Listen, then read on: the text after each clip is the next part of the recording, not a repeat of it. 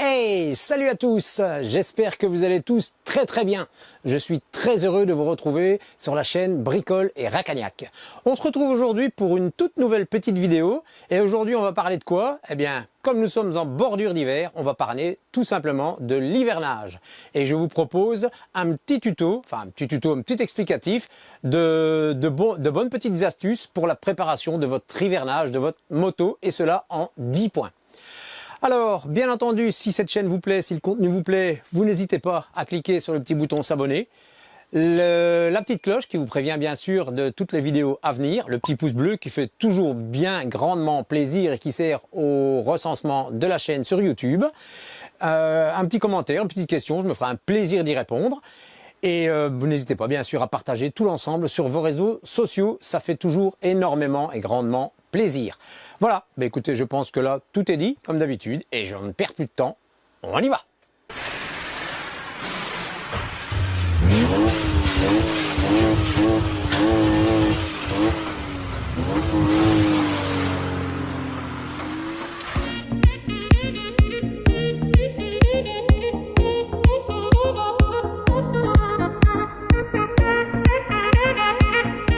Voilà les amis, donc la première étape sur les 10, c'est très simple, c'est couvrir votre moto si vous n'avez pas d'endroit pour la stocker, donc à l'occurrence à l'extérieur, ou alors un garage, mais tout cela bien sûr au sec, le plus au sec possible. Voilà, le point 1, comme je l'ai précisé, le meilleur endroit c'est votre garage. Donc un endroit sec, pas nécessairement chauffé, mais déjà sec, ça c'est nickel. Alors ici, il n'y a pas de souci. On est dans le grand garage, tout est bien isolé, donc la moto peut passer son hivernage tranquillement, bien à l'abri et bien au sec. Allez, on passe à la suite. Étape 2, le nettoyage intégral de votre moto. C'est parti. Donc, beaucoup de personnes oublient de nettoyer comme il se doit leur moto avant l'hivernage. Donc, c'est-à-dire que votre moto ne doit pas être couverte de boue. Surtout, évitez tout ce qui est moustique ou quoi que ce soit sur les bulles. Et le moteur doit être aussi dans un état impeccable. Tous les plastiques, bien sûr aussi, doivent être dans un état impeccable. Bien nettoyer tout ça. N'oubliez pas vos jantes également. Et comme ça, en fait, vous n'aurez pas de corrosion lorsque vous allez reprendre votre moto. Je vous montre un petit peu quel produit le mieux pour utiliser tout ça. Voilà, pour nettoyer, quand votre moto est bien nettoyée avec de l'eau savonneuse, une peau de chamois, une éponge ou quoi que ce soit, prenez une petite microfibre.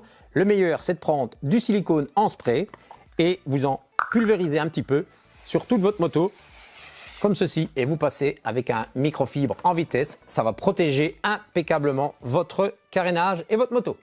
Pour les plastiques, même procédé, un rénovateur de plastique. Il n'y a pas de marque de produit, hein, il n'y a pas de placement de produit, moi c'est ce que j'ai sous la main. Donc on met sur les plastiques, microfibre, on y va comme il faut.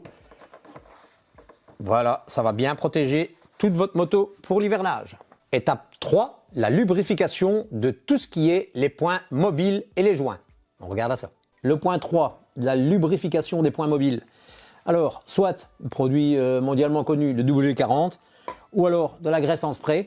Alors, qu'est-ce qu'on fait? On lubrifie le roulement d'axe de roue, les joints spi avec les canons de fourche, le sélecteur de vitesse, les repose-pieds avant, arrière, tout ce qui est petite tringlerie. Ici, le débrayage et le frein également. Donc on n'hésite pas, on en met un petit peu dans la gaine et tout ça. Et éventuellement, si vous avez une poignée toujours mécanique ou quoi que ce soit, donc avec un câble, poignée d'accélérateur, vous en mettez un petit peu dans ce câble-là également. Ça ne peut que leur faire du bien. Voilà. Étape 4, le réservoir. Savoir s'il faut le laisser plein ou vide. On en parle. Le réservoir essence. Alors là, plusieurs cas, plusieurs méthodes.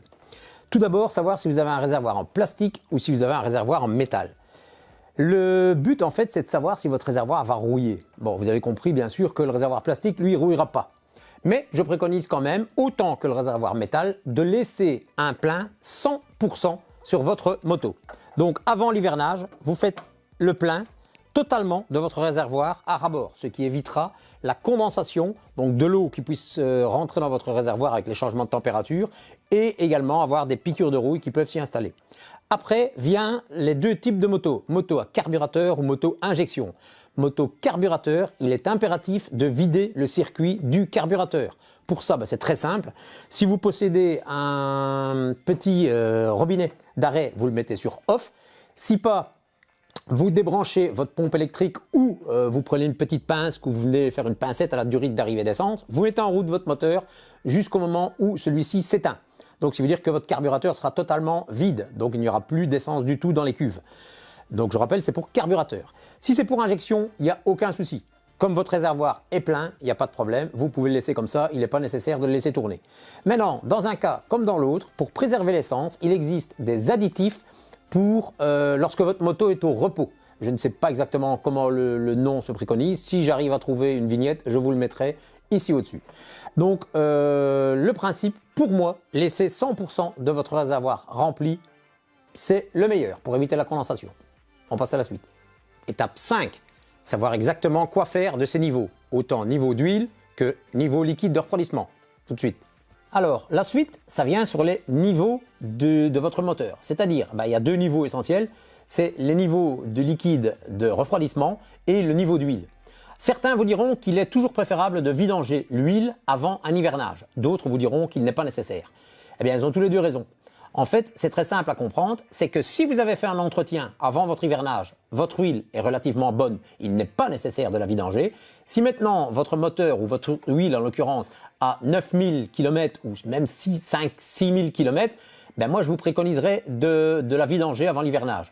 Pourquoi? Tout simplement parce qu'une huile utilisée se modifie chimiquement et va dégager des aspects carbone. Donc elle va générer de l'acidité.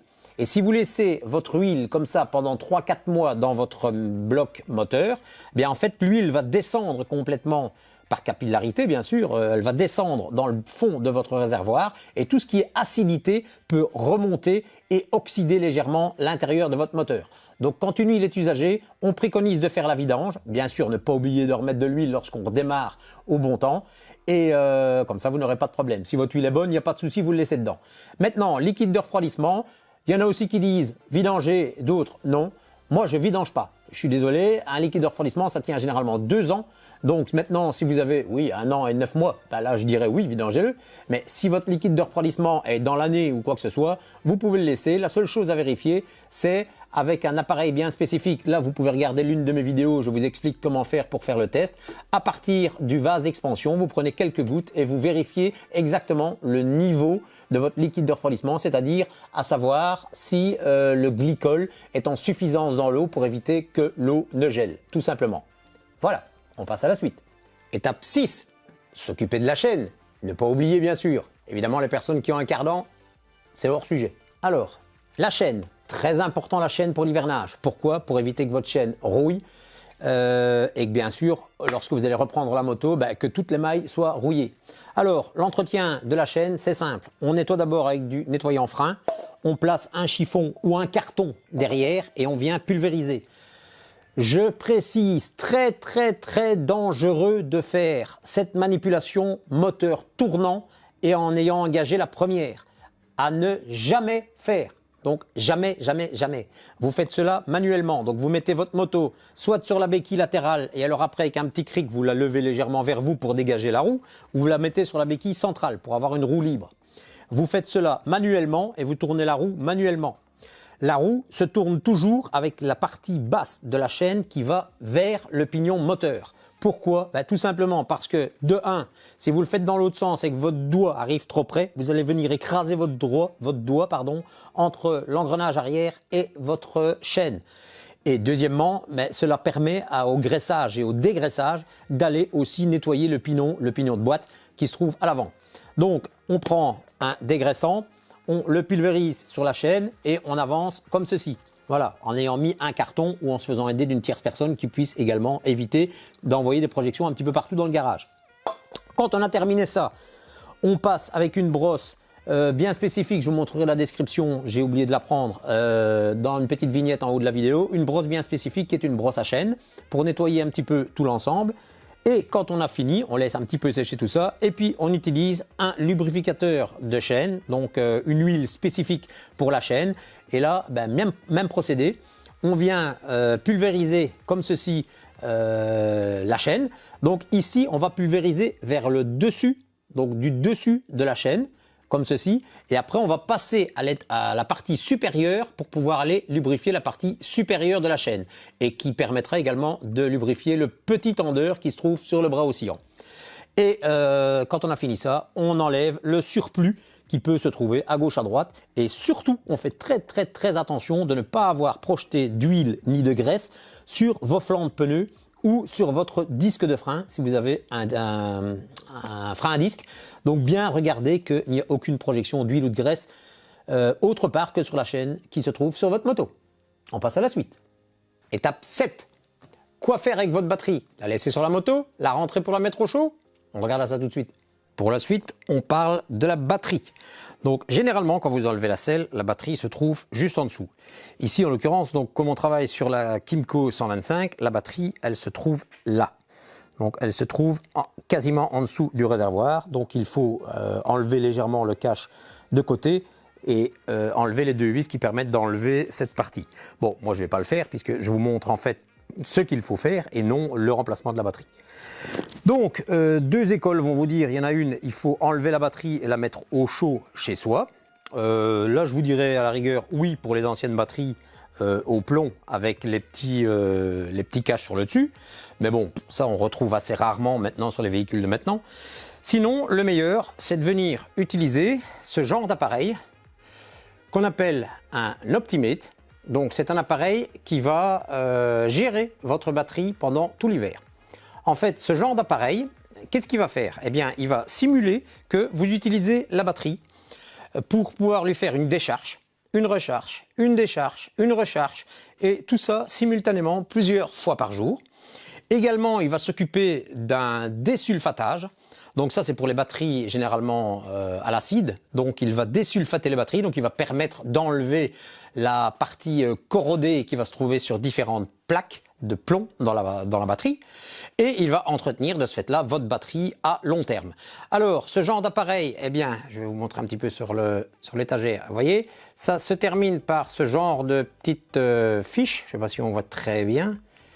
Par ce genre, attendez, j'ai ici une autre mise au point. Voilà, donc ça se termine par ce genre de fiche. Et alors, ce genre de fiche, en fait, eh bien, il suffit tout simplement de venir faire un petit montage.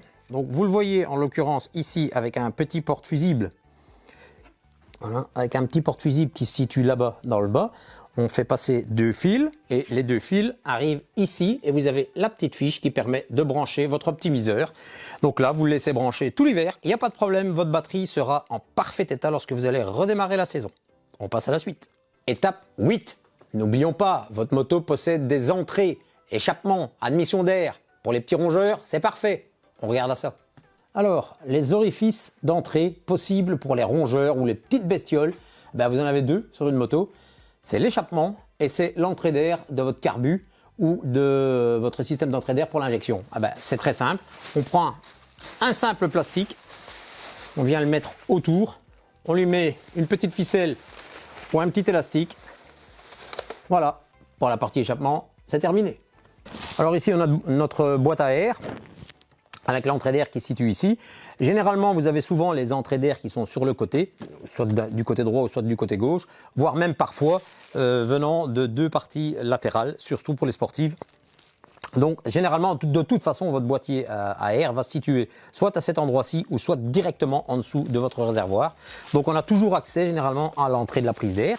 Bah, qu'est-ce qu'on fait? Même principe, on lui met un petit plastique autour et on lui met un petit plastique pour éviter qui se barre. Voilà, comme ça on est sûr certain, aucune bestiole pourra rentrer dans le moteur de notre moto. Étape 9, la chose la plus importante qui vous tient la vie sur la route, vos pneus. Tout de suite. Alors, essentiel également, les pneus. Pour l'hivernage, les pneus, le meilleur, c'est d'essayer qu'ils touchent le moins possible le sol. Oui, vous allez me dire, oui, c'est facile à dire, mais pas évident à faire. Tout à fait. Alors, pour les possesseurs de béquilles centrales, vous mettez votre moto sur la béquille centrale, ce qui va faire que votre pneu ici va déjà être légèrement décollé du sol. Donc celui-ci, il n'y a aucun souci.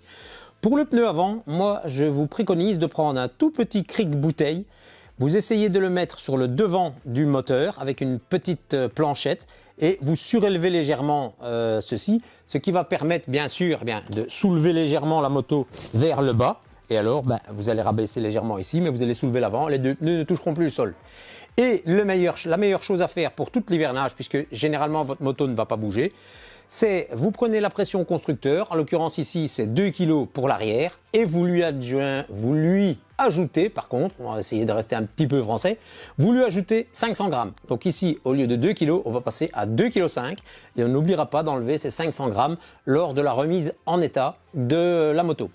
Maintenant, si vous ne savez pas laisser vos deux pneus hors du sol, je vais dire, la meilleure chose à faire, c'est qu'au moins 1 à 2 fois par mois, vous venez dans votre garage et vous faites bouger légèrement votre roue. Donc en fait, essayez de bouger la moto un petit peu sur le sol, ce qui permettra d'éviter d'avoir un plat à l'endroit où votre moto repose et qu'elle ne bouge pas en fait. Parce que votre pneu va avoir un léger plat et c'est pour ça que je préconise d'avoir 500 grammes en plus parce que déjà avec plus de force, ça va éviter d'avoir un plat trop prononcé.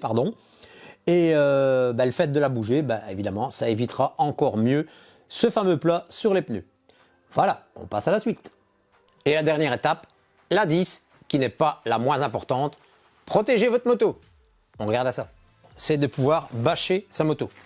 Donc il existe de nombreuses bâches sur le marché. Donc ce sont des bâches qui sont étanches, généralement.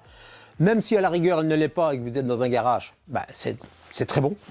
La seule chose, regardez quand même que votre bâche soit légèrement molletonnée à l'intérieur, enfin molletonnée, capitonnée, on va dire, que la bâche soit pas trop rêche pour que quand vous la mettez sur votre carénage, que ça ne le griffe pas, tout simplement.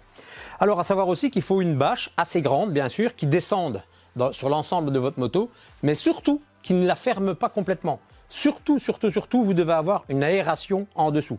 Pourquoi? Tout simplement parce que l'humidité va s'y stocker, du fait qu'il va y avoir des changements de température entre la bâche, qui va servir comme une serre en fait. Et alors, surtout, il faut de l'aération en dessous pour éviter ce genre de dépôt d'eau, donc de condensation, voilà, j'ai trouvé mes mots, de condensation, donc surtout une bâche pouvant respirer en dessous. Vous mettez la bâche sur votre moto et elle sera en parfait état lorsque vous allez la reprendre lors de votre reprise de votre nouvelle saison. Je la bâche, je vous montre ce que ça donne. Et voilà, qu'est-ce que ça donne avec la bâche mise sur la moto. Donc vous pouvez voir que la bâche couvre entièrement la moto. Voilà, mais qu'il y a toujours une partie ouverte en dessous. Donc la bâche n'est pas complètement fermée. Donc le dessous, voilà, vous pouvez voir ici, le dessous est respirable. Donc ce qui va permettre à l'air de circuler en dessous de cette bâche et éviter toute condensation. Voilà. J'espère que ces 10 points vous convaincront un petit peu de l'efficacité de ce qu'il faut faire avant l'hivernage. Alors j'espère que cette vidéo vous a plu. Si elle vous a plu, vous n'hésitez pas, comme d'habitude, vous abonnez à la chaîne. Le petit pouce bleu qui fait toujours bien plaisir. La petite cloche bien sûr à ne pas oublier pour être notifié des nouvelles vidéos à venir. Et moi je vous dis à la prochaine dans Bricoleur et Cagnac. Salut